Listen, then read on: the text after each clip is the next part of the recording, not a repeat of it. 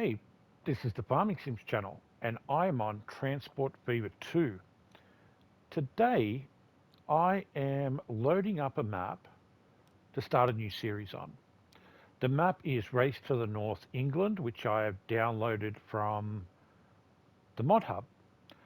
It requires the deluxe, which I have, but I don't have the early supporter content, so I actually have to turn that mod off and apply it, and now I can actually load the map. It is 1.3, starts 1850 in easy mode with a $5 million balance. I was really excited to see this come up in the Mod Hub, what about December? November, December. I had I had bought the game in October, but I'd really started playing it in the Christmas break. And I saw it there. I'd also seen some people play on it on the PC version. Maybe Joe Dobson had already started his series on the PC version of Race to the North, and I really liked the look of the map. And when I saw this pop up, I thought, "Damn, are we gonna get that?" No, we didn't get that. We got a version of it, but it's not the same as Race to the North on PC. This is Race to the North on console, and when you load it up, I didn't notice straight away because the calendar wasn't moving that we're actually in triple speed. I found that somewhat unusual, but we can pause here. Like I said, I am in map editor mode. I'm not in the actual game, but basically, this is what you get when you start the game up. I can load up this game in map editor and make changes to it.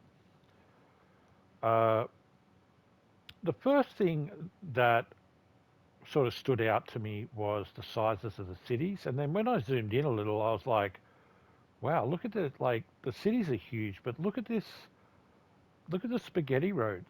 Um, and then I thought about it for a minute, and I thought, like, what was the map designer doing here? He was looking for a randomly generated version of the industries that he was happy to start with.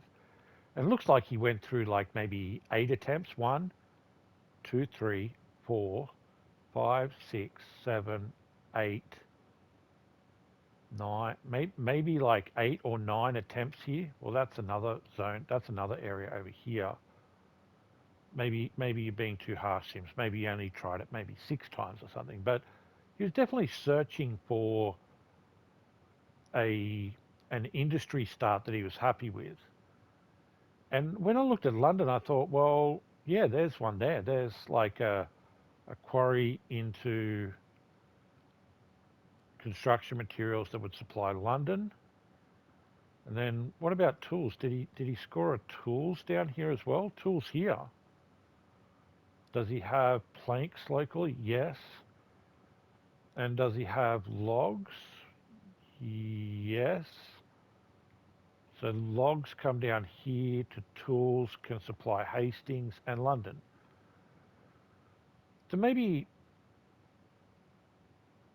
he was looking for, a couple of farms over here into a food production that goes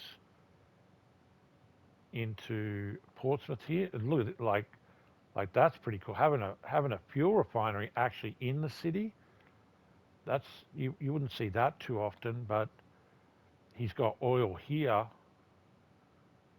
He's got oil here too. That's not that great, but where's his crude?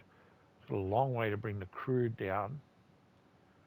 But maybe this is like he was happy with this. So I'm trying to have my positive hat on here, okay? Because the PC version has a lot of roads crisscrossing it with a lot of farms down here in the south. So maybe it looks like he tried to design his own farms. Um, but what's unusual is that when you spawn the farms like this, it's not giving you the the decoration around the farms. Um, Now, in my game, in the series that I've just done, if if a farm spawned onto the map, it would have its decoration around it. But for some reason on this map, it's not doing that. Maybe because there's already existing roads around it that it finds it difficult to do that. But you would think that it would have some decorated farms around the map, but it doesn't. Um, I thought that the farms did that. Maybe not in editor mode. Maybe if they respawn in game, they actually generate the decoration around them. So it looks like he tried to put some decoration in here. Um, and in here, but the PC version has, so maybe what he was going for, it was roads that are all over the place. And then he would build that decorative farmland around certain areas. And this would give him sort of a start. So this would be a farm here. This would be a farm in here. But it didn't really work out well, I think. So he didn't end up doing that. But that maybe that's what he was going for. The cities, they're much bigger. Like I said, I've started creating my own map. And I know that if we delete Oxford here, we can put a city in. We want, well, I'll just go huge, right? I'll just put a huge city in. So I know, from my own experience, this is usually around about a 200 size city. 237. I think I need to let this play for a second for this city to get there you go. It just reset on its target population, its bonuses. But yeah, it has 237 people in it. And because I press play just for a second, you might find that someone has already spawned and is walking around the map, or might have even bought a horse and carriage. So I thought, well, again, to be as kind as possible, maybe he wanted us to start with a huge city, much bigger than what the base game will let you start with. So that's as big as it'll let you start with, 237. But if you download this map and start playing, you start with cities that are 880, 880, 1,000, 1,000. So I thought, well, this must be intentional. He must have let this game play. That would explain all of the traffic that's on these cities. And so you've got to start with a city that's got 1,000 people in it, or 800 people in it, with chaos, with absolute chaos in London trying to get across this bridge. Because if you look at this map, everybody has to go across the bridge to shop for London. So you live here and you go shopping, and then you have to come back home, and then you go to work. Well, the work is easy. Go back home, you go shopping. Every single person on the map follows that basic NPC layout. They go home, they go to work, they go home, they go shopping. And that generates, traffic moving around your city. And so London is quite extreme, whereas Reading is not so bad. You've got people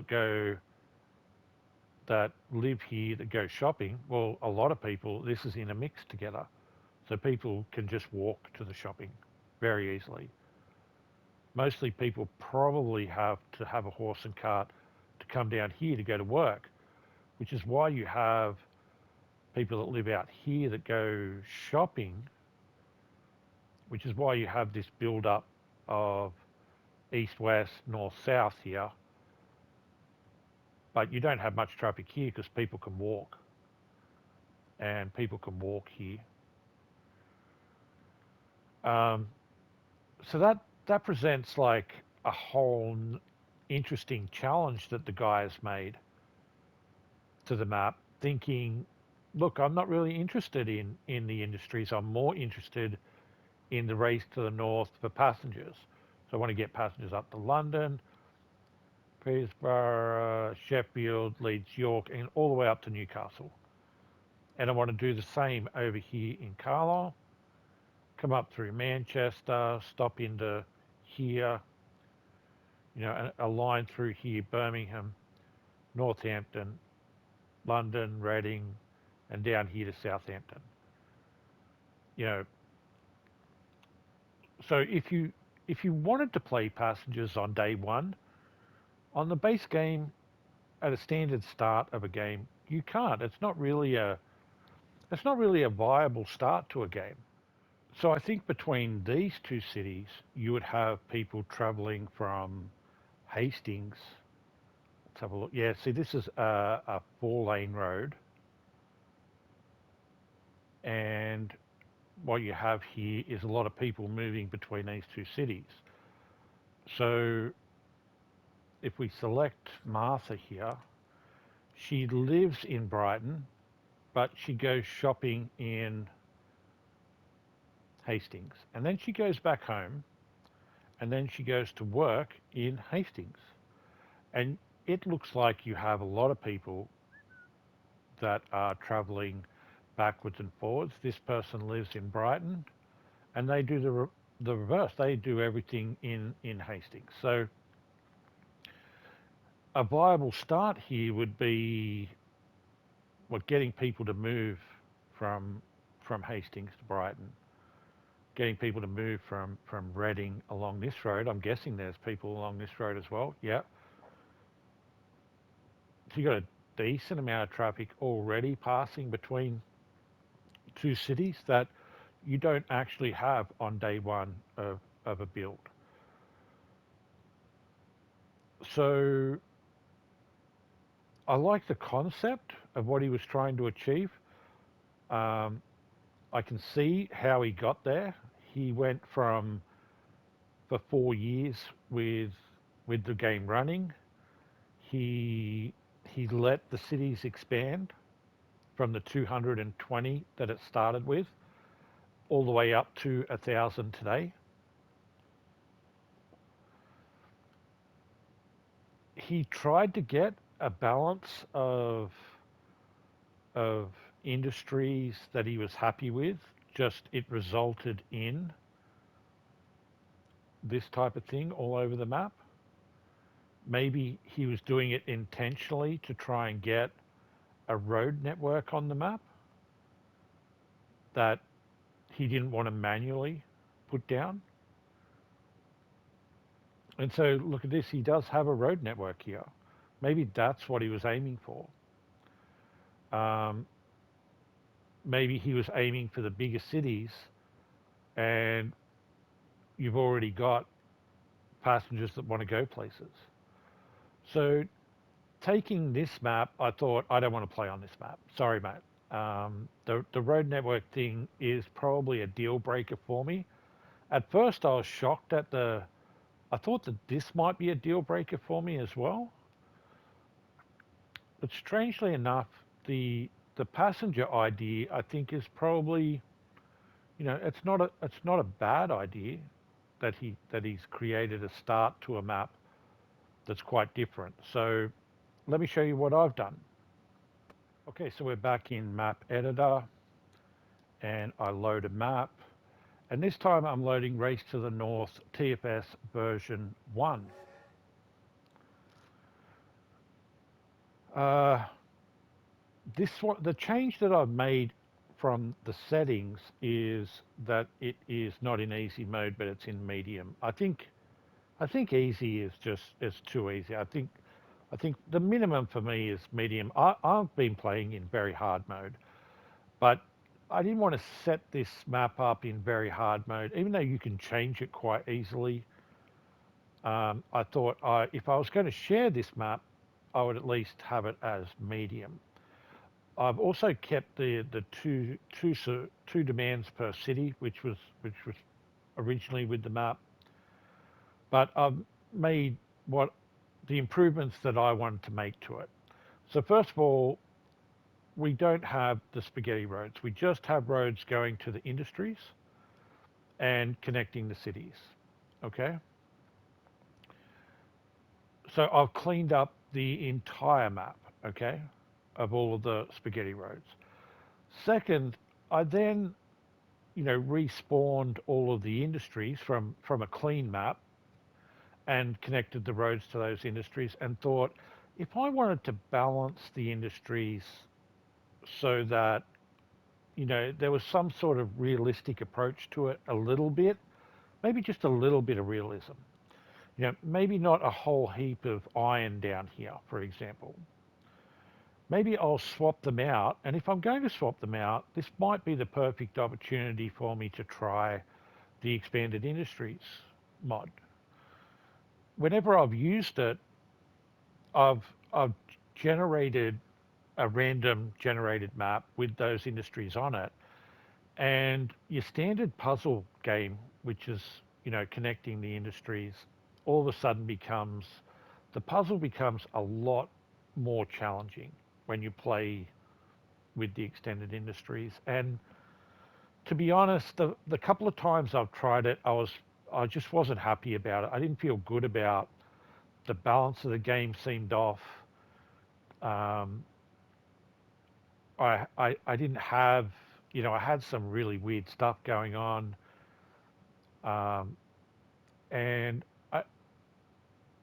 I didn't really give it a fair chance because, from day one it didn't look good.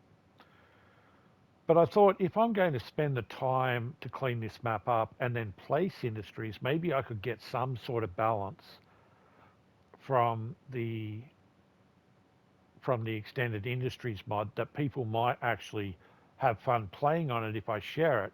I definitely wanted to make it fun for me. I didn't want to make it like impossible. So, like there are some very simple industries that I placed in the south, which are kind of like easy mode. It's like this is the fuel, okay, and it needs sand oil, well, oil sands, sorry.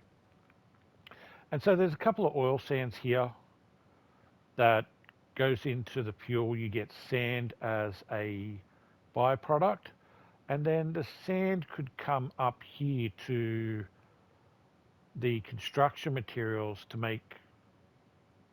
So you'd make construction materials here for London. There would be a byproduct from the fuel which could go to Southampton.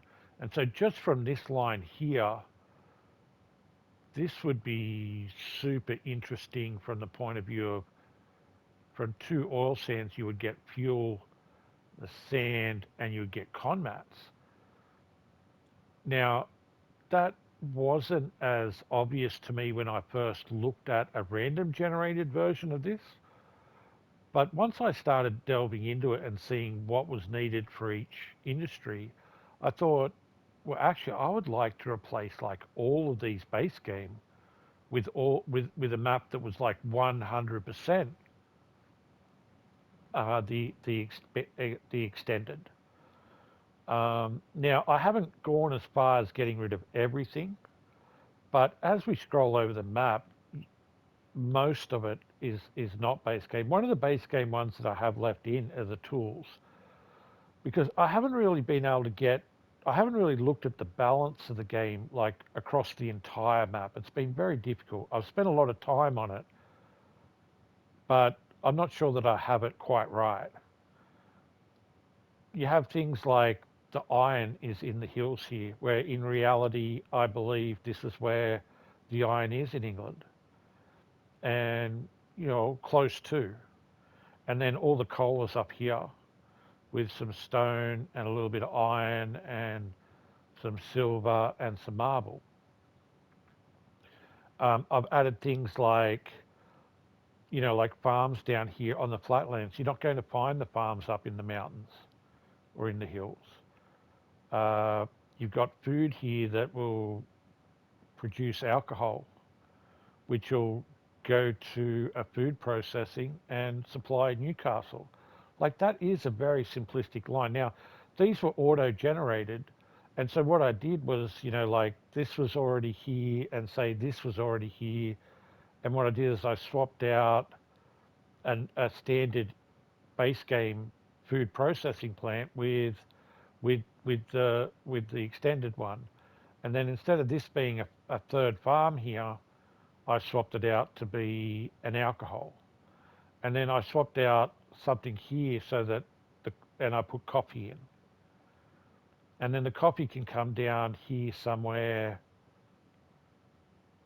here you go, to a coffee refinery. And then that coffee can go to some sort of food production, coffee into food. So, the coffee into food, or say this coffee refinery is not all the way down here where it originally spawned, say here, and then there was no coffee down here. The coffee was all up here. And then I thought, well, I don't want to make it like super difficult. I don't want the coffee spread out all over the map. There's only 4 coffee on the map. There's 2 there and there's 2 there. What? Sort of in the hills, at the foot of the hills? I thought that would be like somewhat a good spot to put the coffee. Maybe not down here on the coast. Now, I don't think there's a lot of coffee being grown in England. I think there's a lot of tea. I think there's a heap of tea probably being, oh, well, where do you get all your tea? I don't know. I didn't take the time to look that up. But what I did do is not spread them out all over the map into some sort of random. I have grouped some stuff together, as you can see. I've grouped together some crude, some oil, and some plastics. I put crude on the coast here, sort of representing maybe crude being imported in here from the North Sea, in like via shipping. Now, there's no shipping that really is workable here. This would be more like decorative. I guess maybe can you squeeze a ship through there? We can have a look. Yes, you can. You could probably have a port here and a port there, and you could ship the crude or the fish here down. Well, I don't know why you wouldn't truck it over, but anyway, you could, let's say, use this waterway as used for something. But I put, say, some crude here to represent, well, it probably comes in to a port here. Um, Instead of having crude spread out all over the map, you don't have crude spread out all over the map. You have some crude here. You have some crude here. And that's it. The question is that enough crude on the map to make oil and for the oil to go into plastics? Because if I don't use the base game fuel refineries, I don't need crude for the fuel. I need oil sands. So I've got oil sands here for fuel. I've got oil sands here for fuel. Is there any fuel around? No, that oil sand is going to have to be shipped all the way up to here. There's some oil sand here. There's another one over here. Another one over here. Maybe I don't have enough oil sand on the map. Just from flying over, it actually looks like I'm missing a few maybe. Yeah, there's 2 here into this one. Doesn't look like there's enough for this one. So I would like to play test the map to find these anomalies, these strange things that I've missed. I've got 3 crude here, 4, 5. Well, seems you probably need only 4 for 2 plastics. Do you need more than 2 plastics? Do you need 3 plastics? In which case you're going to need another oil. And so I can click on the crude here, and there are 3 oil refineries on the map.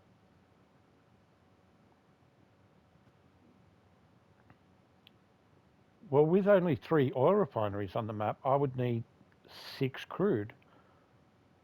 Well, I can only count 5. 1, 2, 3, 4, 5. Well, maybe there is one hiding somewhere. Um, maybe there is the 6th one on the map. Maybe there isn't. But that's what I've tried to do. I have tried to balance it.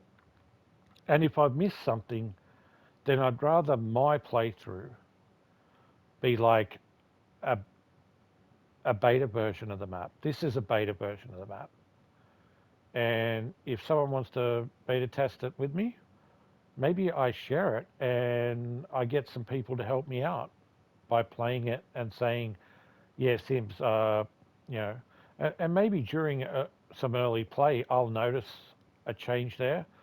I can put in an extra crude for, let's say I don't need this food factory, and put an extra crude here instead, and then update the map, and maybe I could update the map as we go and fix things up to rebalance the game out. So that's my intention of the playthrough. I'm going to do a series on this, and it really will be, instead of play testing it properly and then do a series on it or then share it, I think I'm going to share it now and play test it now in a series. And as I go, maybe I load up sandbox mode and I delete, this silver here and replace it with marble because there's no marble in the area. Um, and then when I do that, I go back to this save of the map editor save, and make a change there. Then upload an update to the map that changes this one and gives you an oil and gives you, a little bit more iron or coal if that's what the map needs. So if you're watching this and you're thinking about playing it because you saw it on ModHub, then just know that this first version is probably going to be a test. It's a test version of the map. Anyway, I am excited to get started. I've got, the cities to deal with. I did make a couple of improvements to the cities.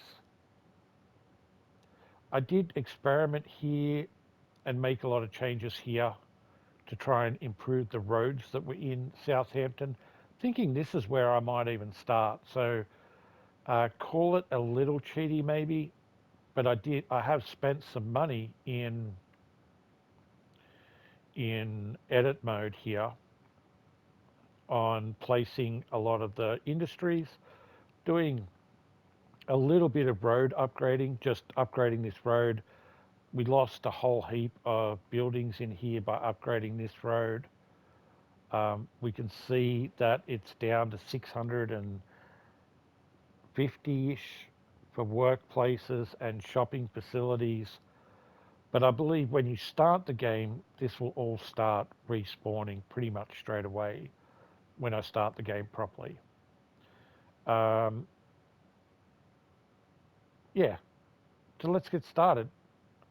Thank you very much for watching this introduction to my map of Race to the North. I may share it on ModHub. If you're interested in playing it, let me know. And I'll see you guys soon. Bye for now.